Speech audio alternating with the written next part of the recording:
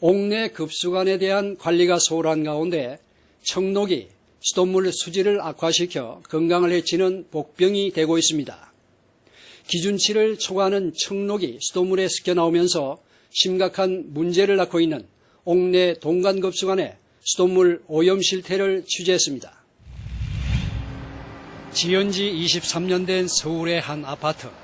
동간을 옥내 급수관으로 사용하고 있습니다. 깨끗해야 할 수도꼭지의 물이 이물질로 가득합니다.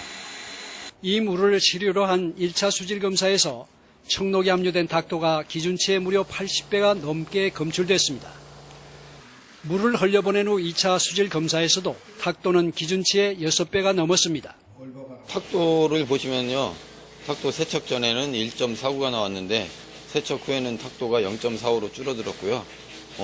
잔류염소양 같은 경우는 0.03으로 같이 나왔고요. 관안에 껴있던 이물질 때문에 세척 전에 있던 게 이제 높게 나왔고요.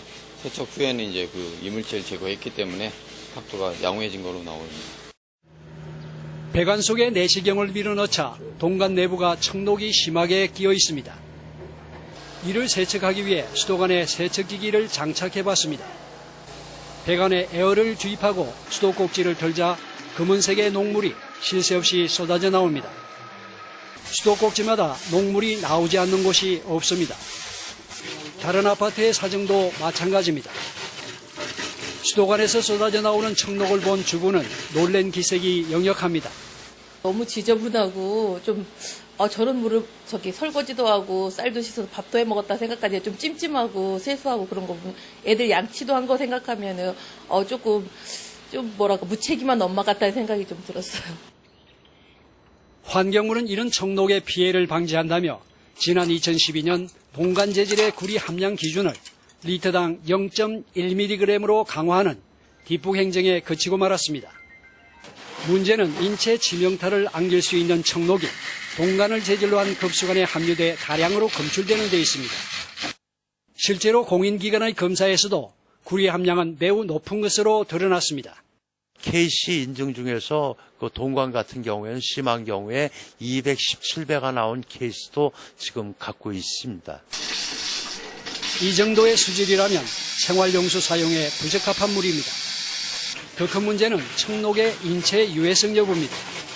수도수에 있는 염소하고 동이 반응을 해가지고 그 염기성 탄산구리라고 하는 제2동이 형성된 겁니다. 그래서 그것은 일본에 있는 화학사전 같은 경우를 들춰보면은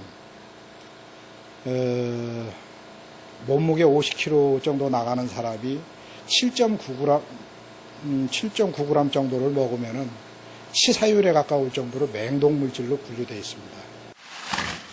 이처럼 동간에 청록이 다량 함유되어 있는 것은 아파트 등 공동주택의 안전 기준에 맞지 않는 높은 함량의 동간이 아무런 규제도 받지 않은 채 막무가내로 설치됐기 때문입니다. 2012년까지 동간을 수도관으로 설치한 아파트만 1000만 가구를 넘습니다.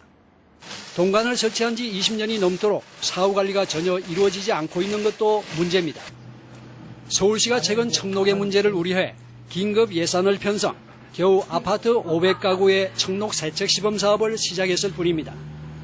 이 때문에 대부분의 주민들은 수돗물에 함유된 인체에 유해한 청록수를 그대로 식수 등 생활용수로 사용하고 있습니다. 동간에 대한 사후관리 방치가 수돗물 불신을 키우는 복병이 되고 있어 안전한 수돗물 공급을 위한 옥내 동간급수관에 대한 사전 사후관리를 서둘러야 할 때입니다.